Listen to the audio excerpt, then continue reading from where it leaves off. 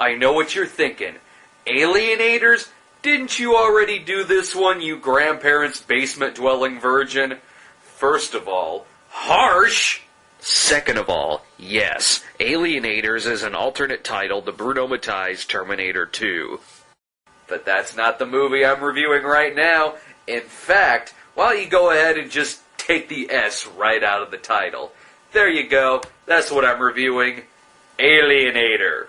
Yet another fucking movie that blends together two titles from two far superior movies.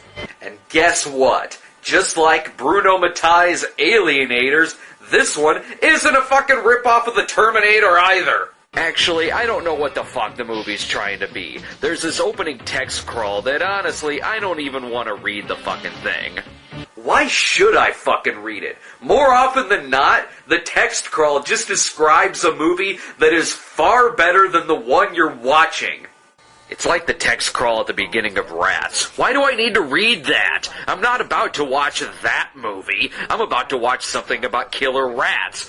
Alienator starts out on a prison spaceship where the man waiting to be executed is Cole, some kind of intergalactic criminal. And you know that he's a hard ass because he's played by none other than Ross Hagen.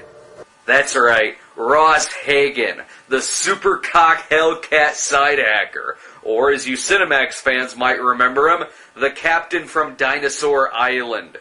I think it was around the time of Alienator that Ross really started getting up there in his years, since it seems that in this movie, his bones are actually made from an old accordion.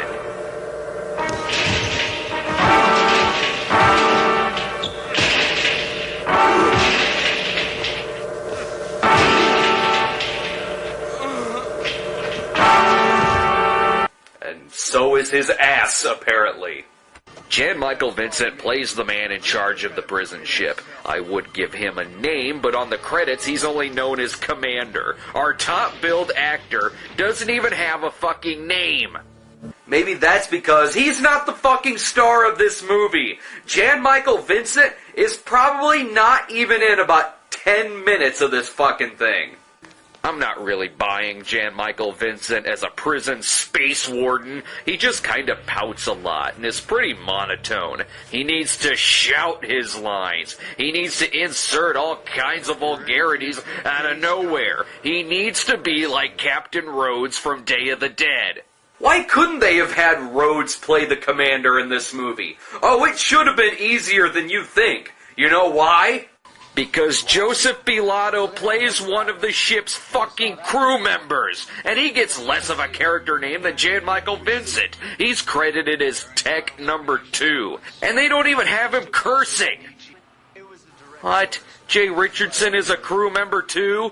Of course he is. Jay Richardson is basically who you go after when Bruce Campbell turns you down. Alright, what are the other crew members on this ship like?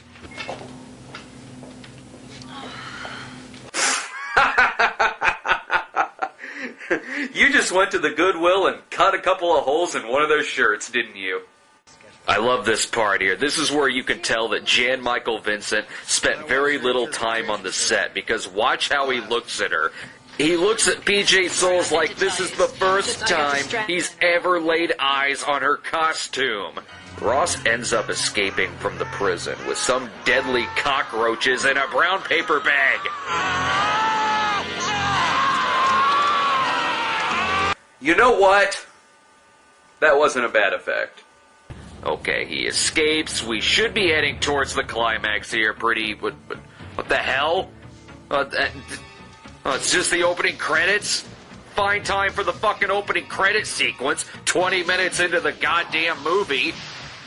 That is a fucking pet peeve of mine, too. It is neither clever nor cute to put your opening credit sequence that late into the movie. And there are fine movies out there that are guilty of this, too. From critically acclaimed work like Raising Arizona to Academy Award winners like The Departed.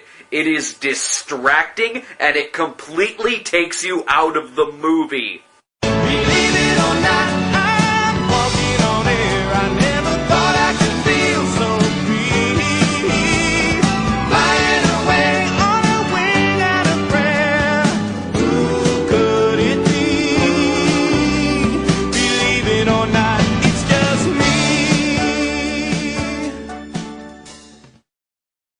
let's get to the real meat and potatoes of the movie.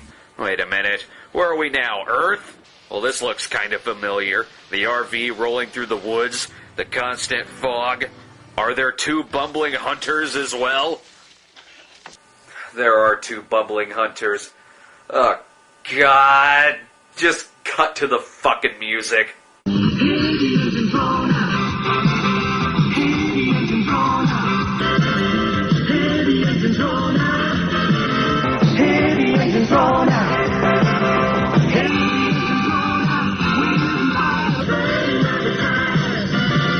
Ross gets struck down by the kids in the RV. Well, kind of kids, if you consider Jeff Daniels here a teenager. And what the fuck is with this guy? What is this, the fucking school jock playing the nerd? They just threw some glasses on him. You know, if you can't get Eddie Deason to play your nerd, you can change it to where he's no longer a nerd. Or you can just have him talk like Shatner. This is a very advanced being. He probably sucks electricity up like a sponge. Okay, who else could possibly be in this movie? Calgon from Space Mutiny is in this, isn't he? Look, I know you fellas gotta eat, but stealing my traps and these animals is against the law. State law and my law. John Phillip Law. Well, before anything even happens, we get to see the RV gang here shooting the shit. Damn! Rick hit someone. Oh, great driving, Mario. Damn! What? What does that even fucking mean? It kinda makes sense if it were a reference to Mario Kart, but this movie was made about 3 years before Mario Kart. What the hell did he mean by that? After Ross gets hit by the RV, he spends about the next 20 minutes being completely useless on the couch. This is our action hero? It's like the director said he wanted the guy from Side Hackers, but forgot that Ross isn't 27 anymore. The kids take him to the John Phillip Law machine for help. Ross warns that they'll eventually need his help to fend off the Alienator. What's the Alienator, other than the fucking title? The Alienator is the female bounty hunter sent to destroy Ross Hagen. Oh my god. I'm suddenly in the mood for a nice honey-glazed ham. Holy shit, this bench-press chick would give China a boner. The Alienator comes equipped with a laser gun that's about as consistent as a word jumble cipher. At one point, it completely vanishes this vehicle. Then at another time, it just grazes the side of this shack. It can make you disappear if you fire it at someone, or it can make you about to disappear, but then light you on fire. There's even a part here where the special effects person forgets to add in the fucking laser beam.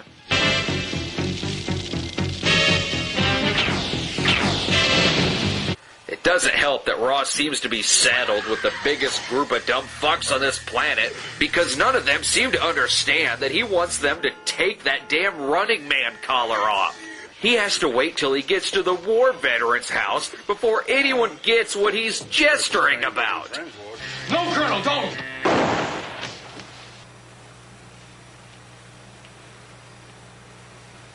That wasn't in the script.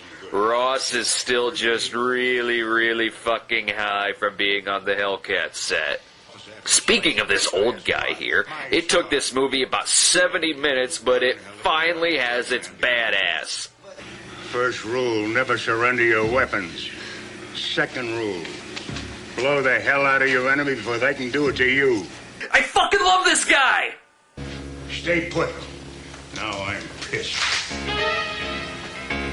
Okay, so you know what happens next. The Alienator is destroyed. Ross saves the day. The hell? Ross Hagen is the villain? He's like some intergalactic killer? I thought he was going to be executed because he was like a rebellion leader or something. Well, I guess not. Was this even mentioned in the opening text crawl? Well, shit, I guess I should have read the goddamn thing. How the hell was I supposed to know that Tegan over here was really our hero? Who the fuck made this movie? Oh, Fred Olen Ray. Of course Fred Olen Ray made this movie. Why didn't I at least see that one coming?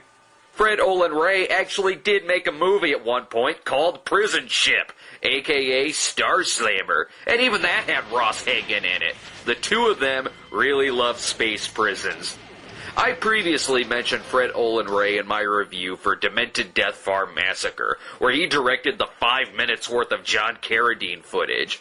But this is the first time I've done one of his complete movies. He's the director of over 100 B to Z grade movies, from children's schlock like Invisible Mom to bikini Skinamax flicks like Bikini Drive-In, and of course some tweetsploitation. Believe it or not, Alienator is probably one of his best movies. Maybe because it contains a rather graphic lightsaber death? I don't know. Some could call Fred Olen Ray the Bruno Mattei of America, but that's a huge fucking insult to Bruno Mattei.